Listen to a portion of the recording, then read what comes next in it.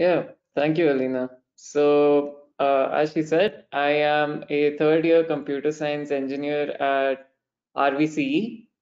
And for the last year or so, I've been working with HPCC Systems to analyze the Bitcoin blockchain and figure out which transactions and which addresses are engaging in illicit activity.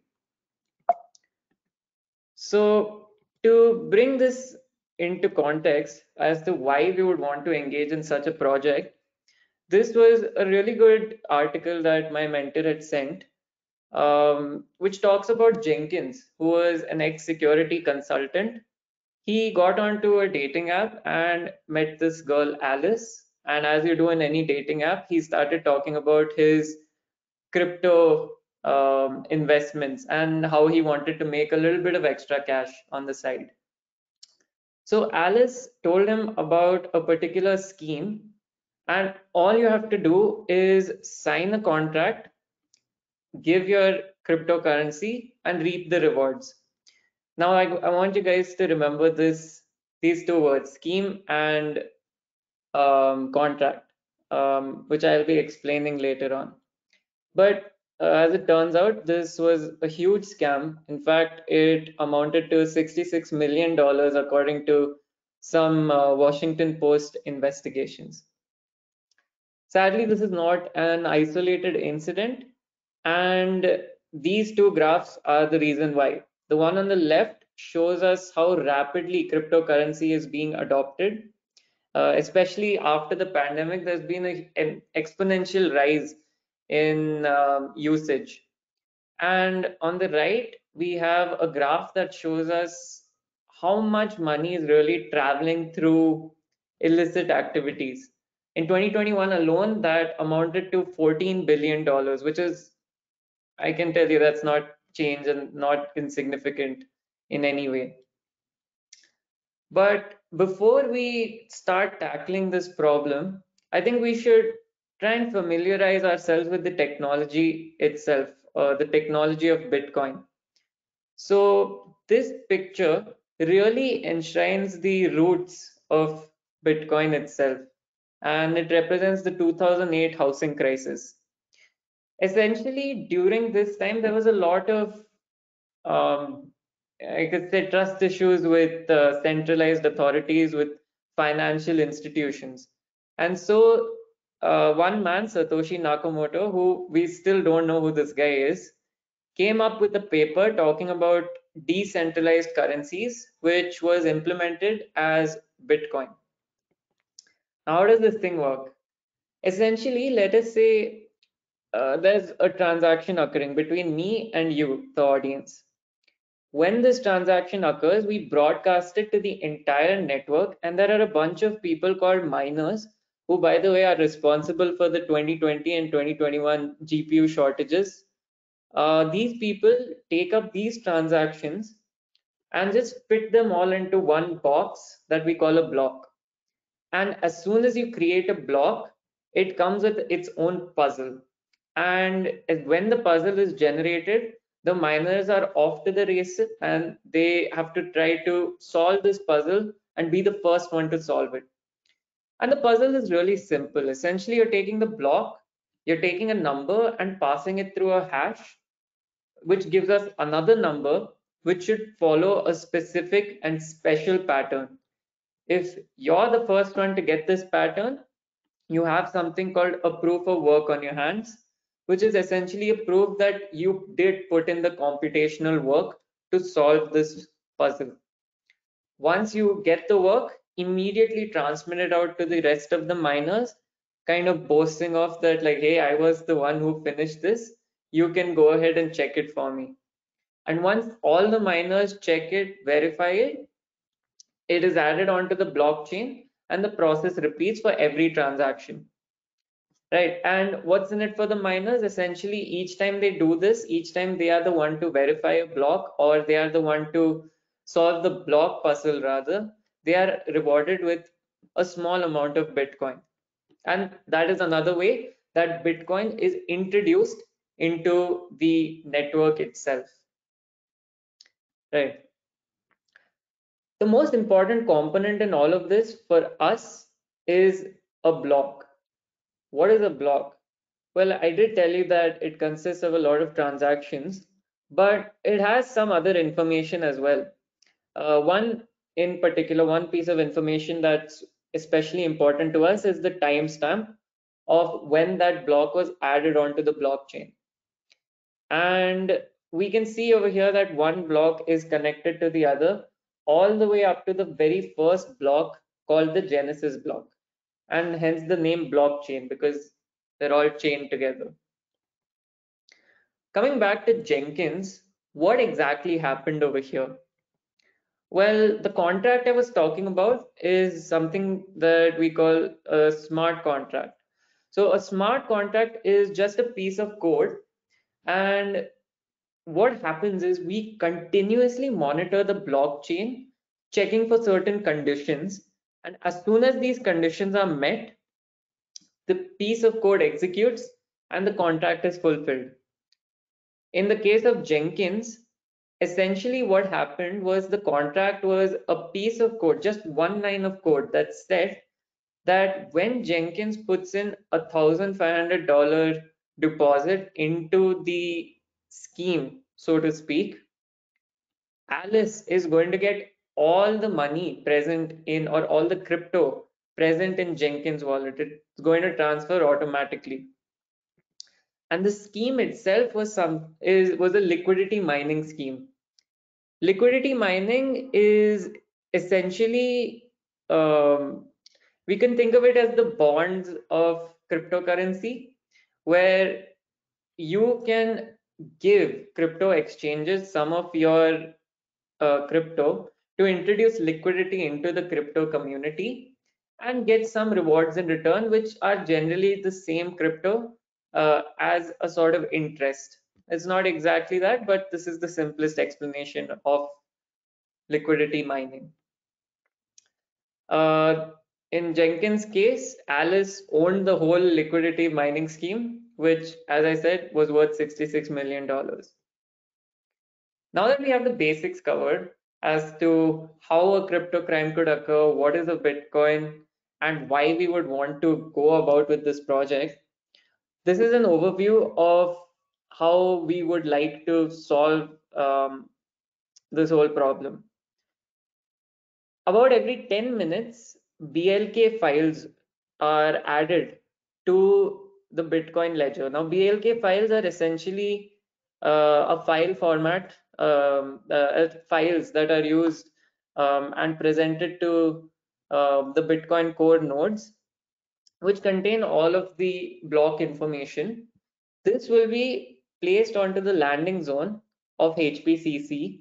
HPCC being the big data platform we are working on. The landing zone being a place where you can store up all your data before sending it onto the cluster. Now, once we have all the data present, all the BLK files present on the landing zone, we would like to spray it onto our cluster. And spraying is simply just chopping up your data and placing those bits across each cluster, each node on the cluster. Once we have sprayed all our data on, we are going to go through the Etl operations, which is just extract, transform for the given Bitcoin data. And then we will go to our next cluster, which is the Roxy cluster, which can be used to query various addresses. So how this would work out in a real-time scenario is a financial institute would come to HPCC with an address that they'd like to check out and check whether it's illicit in any way or was engaging in any illicit activity. They'd query our data, and that would produce fraud alerts in the case that the address was engaged in some illegal activity. And then the institutes could go on to further investigate the said addresses. The first bit of any data science project is the data, of course. And the data being downloaded by any Bitcoin node is in the hexadecimal format, which is pretty, it's not good to deal with. We want to convert it into something nice like a CSV. And that's where we had to create a parser. Essentially, the parser is going to take the hex format and convert it into a nice, beautiful CSV for us to just load into any Python library or HPCC bundle. There was one problem though. Turns out that Bitcoin does not store the input address to any transaction. So in front of you right now is the transaction graph showing how Bitcoin would flow through various transactions and how each transaction has multiple input addresses and multiple output addresses. And because the blockchain does not store the input address itself, it prefers to store the previous transaction and the associated output that acts as an input. And that's a convoluted way of saying that in our graph, let's say we have a transaction TX, it has an input address 1. Rather than storing input address 1, we are storing the paired transaction 1 and output address 2. Similarly, with input address 2, we're storing transaction 2 and output address 1. Now, we essentially had to modify the parser to crawl back through the transaction graph and grab these output addresses and pull them in as input addresses.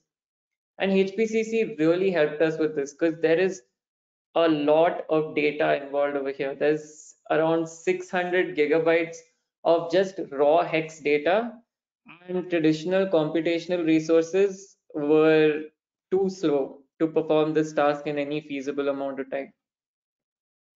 And this is how the final data set looked like on HPCC, right? We have our transaction hash, we have the output addresses, the value of Bitcoin being sent, the timestamp at which time the transaction occurred, which is all data that is important and useful to us for the methods we used.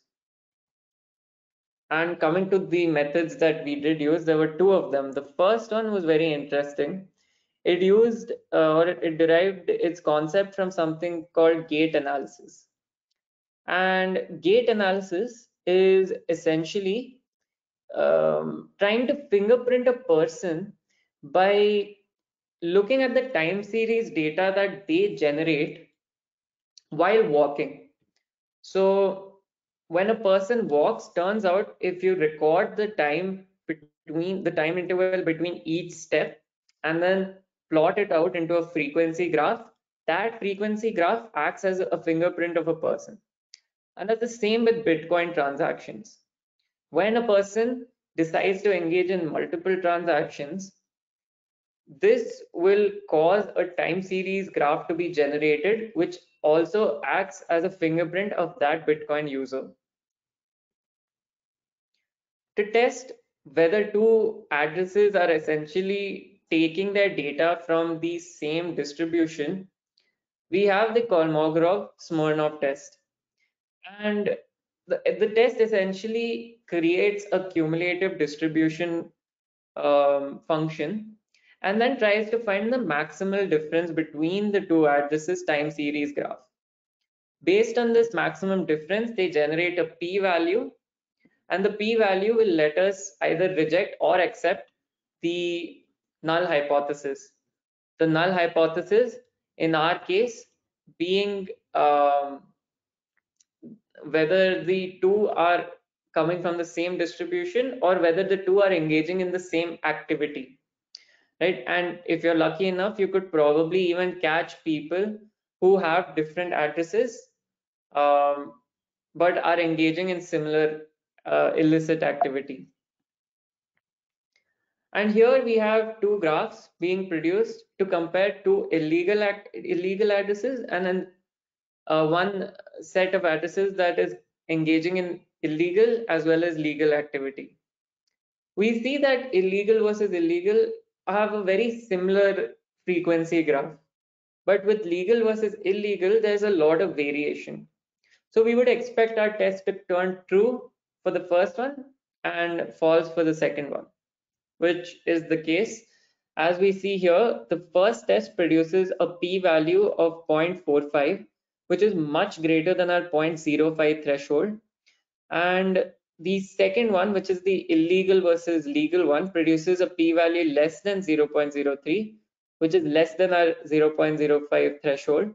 And so we reject the fact that they would be from the same distribution. Now, finally, we had to think of a way to use this information um, to allow new addresses to be tested. How do we do that? So what we decided is we have this set of illegal addresses as references. Any new address coming would be tested up against each of these addresses. And if there were enough rejections, we would say that the address is legal. And if the number of rejections was less than 0.5, or if less than 50% of the tests were rejected, we would say that this address is suspicious. And by testing with around 60 data points that we were sure were illegal or legal, we got an accuracy of 77%. Now, this method can further be improved by using other run tests similar to the KS test, such as the Kramer-von-Mises test or the Anderson-Darling test. And this is a future scope where we can try out these tests and combine the results from many of them. The second technique we used was of clustering, in which essentially we would take the data and produce different features for the data itself. For example, the number of transactions that the address would participate in, the number of input addresses, the number of output addresses, the standard deviation of money flow, and so on. And once we produce that new data set, we can cluster them up into different groups.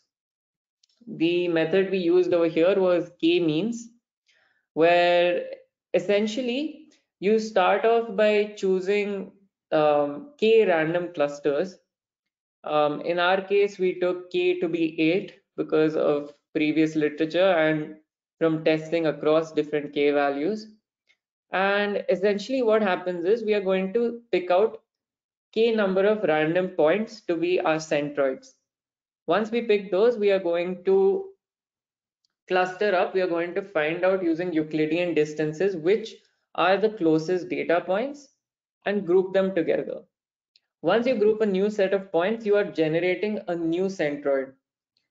And you repeat the process of assigning objects to each centroid, creating new centroids until we get clusters that don't change much. And this is essentially the data set we had produced for clustering. We see that there are around 7-8 features that we had used, such as the average amount that the address is receiving, the average amount it's sending, the total amount it's getting in. And one thing we noticed during this clustering process is that the amount of money that they are sending and receiving is of great importance, right? Where with the timestamp, it was very important when they sent that money.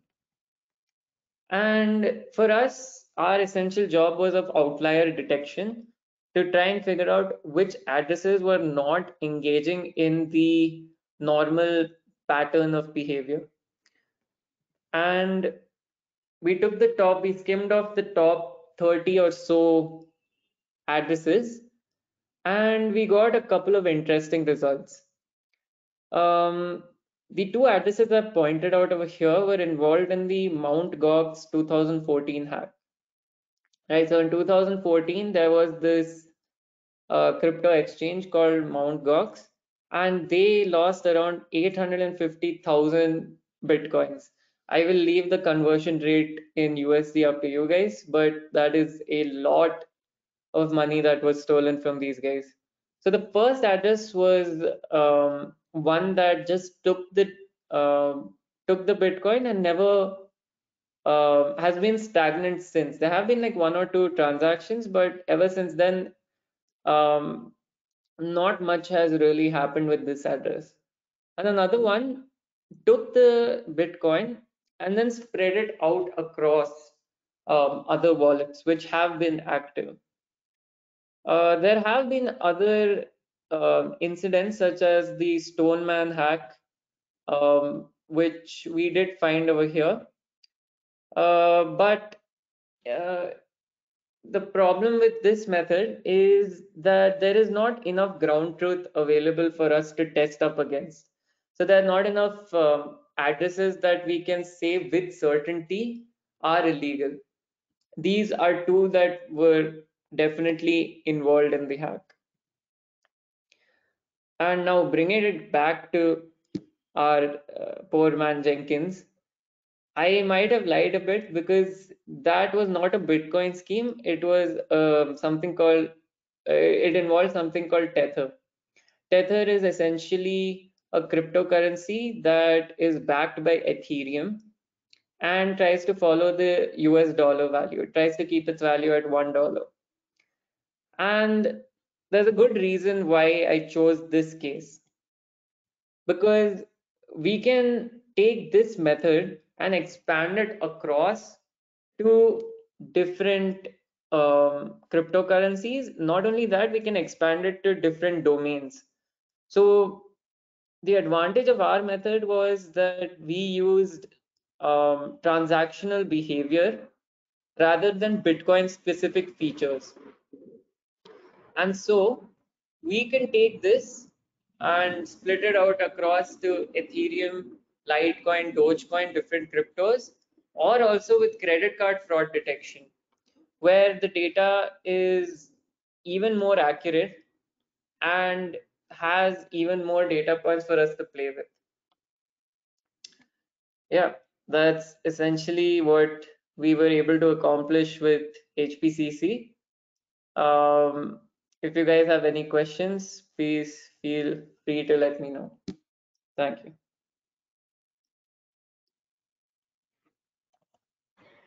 Thanks a lot. I do believe we still have time, so please do type us any questions in our Q&A channel. I'm double posting our Q&A channel here in the GoToWebinar control panel, or you can post us questions also here in GoToWebinar if you have any, or maybe any feedback regarding Rohan presentation.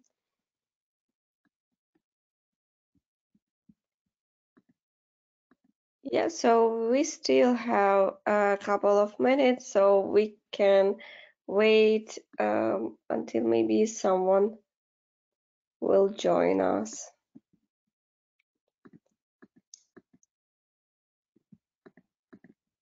Yeah, also, I'm pretty curious about how many of you guys actually use cryptocurrency.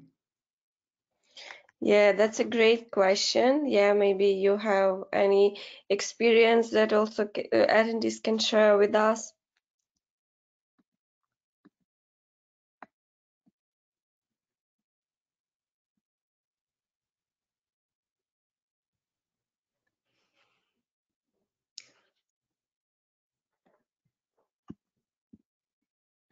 Also, how much you guys trust crypto itself, which is something that me and our mentor talked about a lot. Large scale adoption of crypto is probably only going to come about once we have a system that will let us figure out these illegal transactions.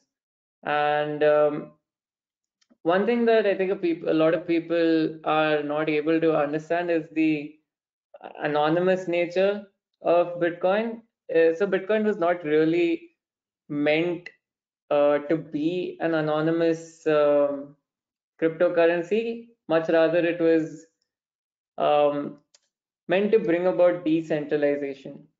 The anonymity is more to do with the difficulty in tracing, which is why we need to come up with techniques like this.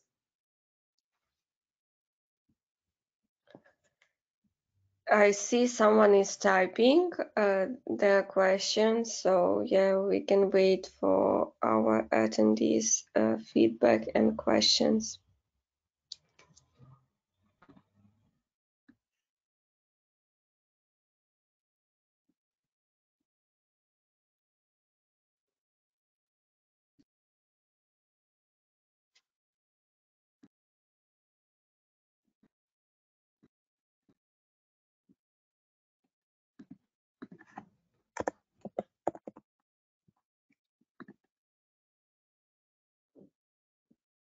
Hi, thank you, Anna, for question. Hi, after you identify an address as illicit, what's the action taken given that it's anonymous? Yeah, thank you for the question. And that's a great question because this is something we thought about at the beginning. Essentially, we wanted to try to take an address and map it to something in the real world, like an IP or maybe even an email. And there have been some efforts put into this regard. Um, but essentially, right as of now, it's a little difficult to do much with it. One thing you could do is you could ask exchanges to stop allowing these wallets to transact. So let's say that the person is not too tech savvy, this would work, but it wouldn't otherwise. And one thing is, I believe in the US, they are passing legislation where you would need to have your KYC done. KYC is just know your customer. Essentially, you need to register with a crypto the way you would have to register with your trade exchanges. And so, in that way, in the future, we are going to be able to associate a crypto address with a real person. Right as of now, from what I know, there are methods such as like going through Bitcoin forums, scraping through them, and figuring out like, okay, so this person has posted this. This seems to be um, a post that leads to a scam, and so any address linked to that post should be also associated with the Bitcoin forum user, let's say, or the Twitter user, if the scam is running on Twitter. And that would be much easier to track. And again, this falls outside the range of big data and comes under NLP.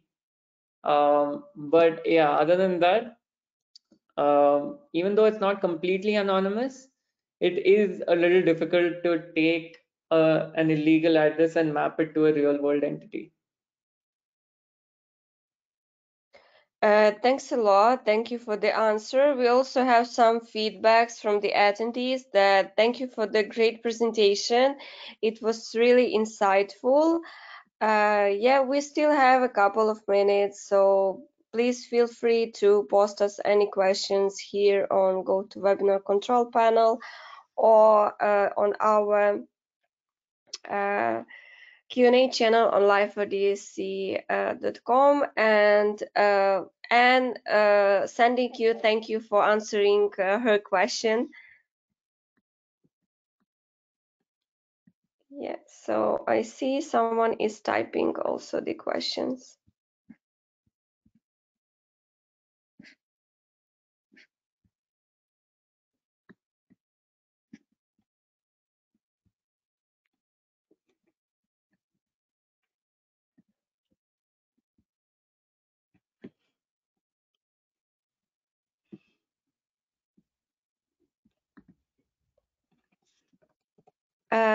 Can you explain proof of stake? So essentially, all these proof of work, proof of stake, etc., they come under this sort of these crypto mechanisms that will help us understand. That will help us prove the computational work being put in. So Bitcoin works with proof of work.